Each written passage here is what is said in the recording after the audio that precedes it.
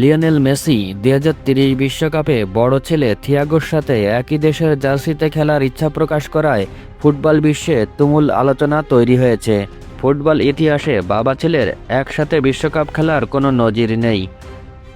২০৩০ সালে থিয়াগোর বয়স হবে ১৮ বছর, যা পেশাদার ফুটবলে অভিষেকের উপযুক্ত সময়। মেসি জানিয়েছেন তিনি এখনও অবসরের কথা ভাবছেন না এবং ফিট থাকলে ছেলের সাথে মাঠে নামার এই আবেগঘন স্বপ্নটি পূরণ করতে চান। তবে এই স্বপ্ন বাস্তবায়নে মেসিকে যেমন সর্বোচ্চ ফিটনেস ধরে রাখতে হবে, তেমনি থিয়াগোকেও নিজের যোগ্যতায় আর্জেন্টিনা জাতীয় দলে জায়গা করে নিতে হবে। কঠিন এই বাস্তবতার পরেও কোটি ফুটবল ভক্ত এখন এই ঐতিহাসিক মুহূর্তটির অপেক্ষায় বুঁদ হয়ে আছেন।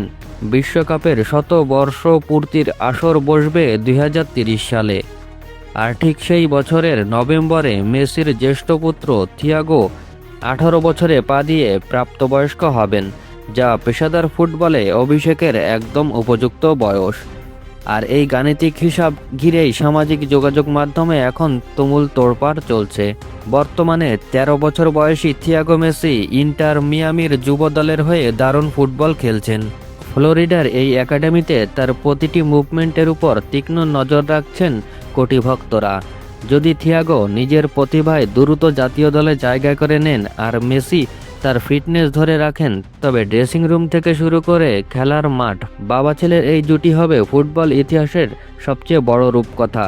তো প্রিয় দর্শক, মেসি পুত্রকে নিয়ে আপনাদের মতামত কি?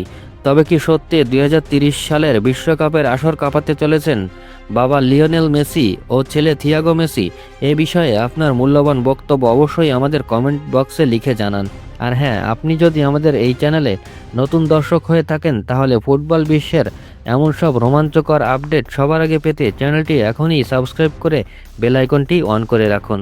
আজকের মতো এখানেই বিদায় নিচ্ছি। দেখা হচ্ছে পরবর্তী কোনো ফুটবল আপডেট নিয়ে। সেই পর্যন্ত ভালো থাকবেন সবাই। ধন্যবাদ সবাইকে।